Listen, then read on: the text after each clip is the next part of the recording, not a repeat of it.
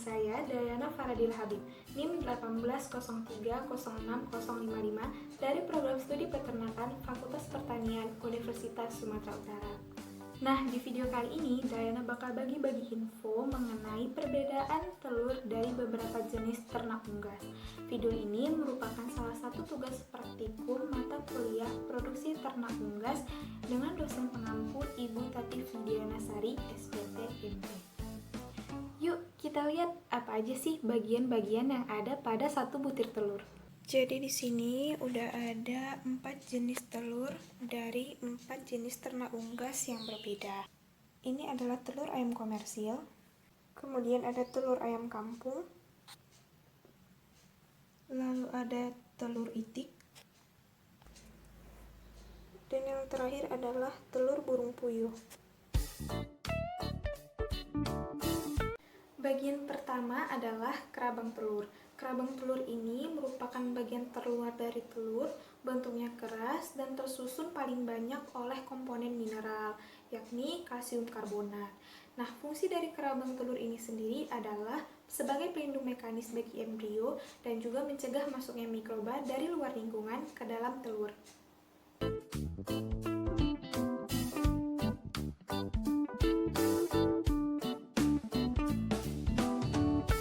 Nah, selanjutnya kita akan memecahkan telur-telur ini untuk dilihat bagian-bagian dalamnya. Setelah telurnya dipecahkan, maka akan terlihat bagian dalam setelah kerabang. Terdapat suatu membran atau selaput kerabang, terdiri atas 2 bagian, yakni yang ini adalah inner membran yang berhubungan langsung dengan albumin, dan outer membran yang berhubungan dengan kerabang. Nah, ini tidak dapat dilepas karena dia menempel pada kerabangnya. Nah, setelah inner dan outer membran ini, di bagian tengahnya yang ini, di bagian tumpul, terdapat rongga udara di dalamnya, di antara inner dan outer membran. Nah, rongga udara ini fungsinya adalah sebagai penyedia oksigen bagi embrio.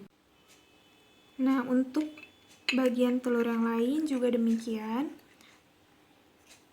Terdapat inner dan outer serta rongga udara. Yang ini pada telur burung puyuh juga demikian. Lalu pada telur itik juga sama, ada inner, outer, dan rongga udaranya. Albumin. Nah, albumin ini terletak di antara selaput kerabang telur dan juga kuning telur atau yolk. Albumin ini merupakan tempat penyimpanan makanan dan air bagi embrio. Albuminnya adalah yang ini, sering kita sebut dengan putih telur, terdiri dari tin albumin dan tik albumin, albumin cair dan albumin yang kental. Nah, kekentalan ini berbeda karena dipengaruhi oleh air. Nah, albumin ini sendiri sebagian besar mengandung protein. Nah, selanjutnya ada kalaza. Kalaza ini merupakan pembatas antara putih dan kuning telur. Ya, ini dia kalazanya. Warnanya putih. Fungsinya adalah untuk mempertahankan kuning telur agar tetap pada tempatnya, melindungi kuning telur selama perkembangan embrio. Nah, bagian selanjutnya adalah kuning telur atau yolk. Yolk ini berada di tengah-tengah telur. Nah, yolk ini sendiri terbungkus oleh selaput tipis disebut dengan membran vitellin. Nah, yolk ini sebagian besarnya mengandung lemak. Bagian selanjutnya adalah germinal disk atau sel benih.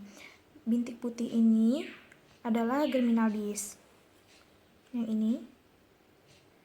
Nah, bintik putih pada kuning telur ini apabila dibuahi maka akan berkembang embrio di dalamnya. Bintik putih ini apabila di sekelilingnya terdapat bayang-bayang putih maka disebut sebagai telur fertil.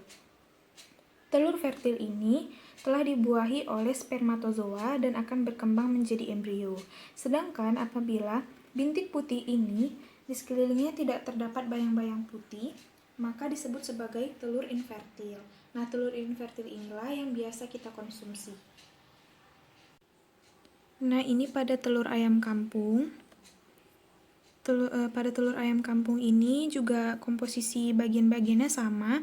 Ada albumin yang tin dan tik albumin. Kemudian ada kalazanya, lalu ada yolk dilapisi oleh membran vitelin, dan ada germinal disknya. Selanjutnya, di telur burung puyuh juga sama, ada albumin yang encer dan yang kental, kemudian ada kalazanya, lalu ada yolk dilapisi oleh membran vitelin, dan di tengahnya ada germinal disk atau sel benih. Kemudian pada telur ayam komersil juga terdapat albumin yang encer, tin albumin, lalu ada tik albumin yang kental, lalu ada kalaza, kemudian ada yolk yang dilapisi membran vitelin, dan juga ada germinal disk atau sel benih.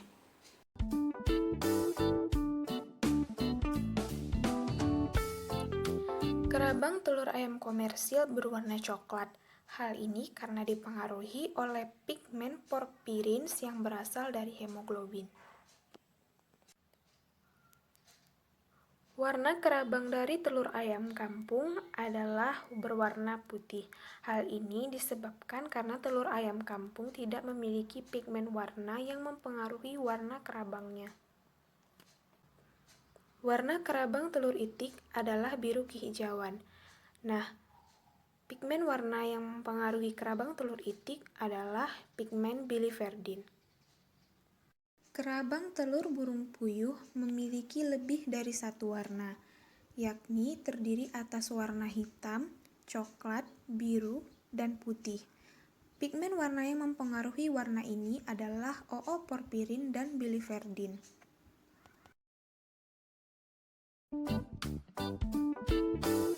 Setelah perbedaan dari warna kerabang, perbedaan yang kedua adalah dari bobot dan ukuran telur.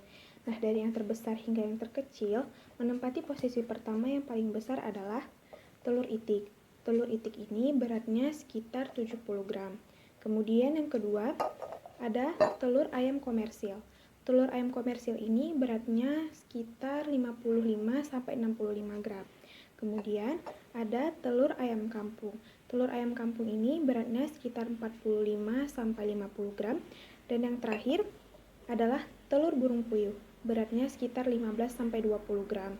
Nah, perbedaan berat ini sendiri ternyata dipengaruhi oleh genetik dari masing-masing induknya. Nah, walaupun sebagian besar dipengaruhi oleh faktor genetik, ternyata bobot telur juga dipengaruhi oleh faktor manajemen, misalnya bobot badan, terus tingkat kematangan seksualitas induk, dan nutrisi yang terkandung di dalam ransu. Nah, perbedaan selanjutnya dapat kita lihat dari bagian dalam telur, yakni dari warna yolknya. Untuk warna yolk pada telur itik, ini warnanya ada yang kuning, ada yang jingga. Kemudian pada telur ayam kampung, ini warnanya adalah oranye. Kemudian pada telur burung puyuh, yolknya berwarna kuning. Lalu pada telur ayam komersil, yolknya berwarna kuning.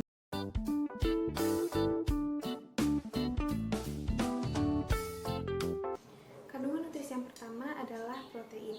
Dalam jumlah 80-100 gram telur, dari keempat jenis telur tersebut, yang paling banyak mengandung protein adalah telur ayam kampung dan juga telur burung puyuh. Di dalam kedua jenis telur ini mengandung sebanyak 13 gram protein. Nah, kemudian setelah telur ayam kampung dan telur burung puyuh, terdapat telur itik yang mengandung protein sebanyak 12,81 gram. Dan yang terakhir ada telur ayam komersil yang mengandung 12,5 gram protein. Selanjutnya adalah kandungan lemak. Kandungan lemak tertinggi ada pada telur itik, yakni sebesar 13,77 gram. Kemudian pada telur burung puyuh, yakni sebesar 11 gram. Dan yang terakhir ada pada telur ayam komersil dan telur ayam kampung, yakni sebesar 10 gram. Kandungan karbohidrat dalam jumlah 80-100 gram yang paling tinggi ada pada telur ayam kampung yang mengandung 1,5 gram karbohidrat. Kemudian ada pada telur itik dengan jumlah 1,45 gram.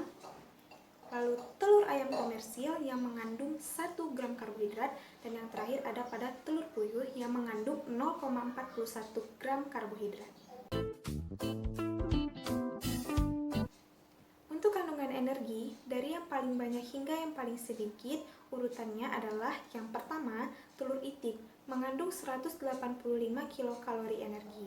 Kemudian ada telur burung puyuh mengandung 158 kilokalori. Selanjutnya, telur ayam kampung mengandung 150 kilokalori energi. Dan yang terakhir adalah telur ayam komersil yang mengandung 143 kilokalori energi. Sekian dulu ya video kali ini. Mohon maaf apabila ada kesalahan. Terima kasih telah menonton dan semoga video ini bermanfaat untuk kita semua. Sampai jumpa di video selanjutnya. Wassalamualaikum.